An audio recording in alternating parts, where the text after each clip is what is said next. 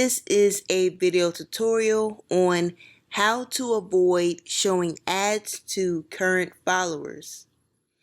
In our previous lessons, you've learned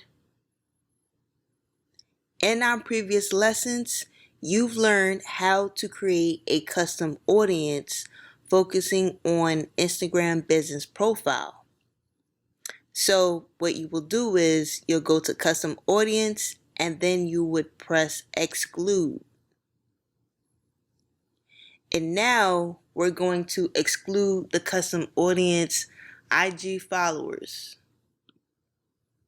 So after you create a custom audience and name it something that will be noticeable and rememberable, such as IG followers, when you create the ad, you're going to go to custom audiences, then go to exclude.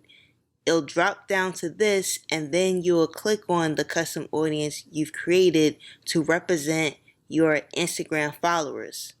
So if you want to create an ad, but you want to exclude your current Instagram followers, you do not want them to see your ad, but you want to show them to new fans, new supporters, then this is how you do it.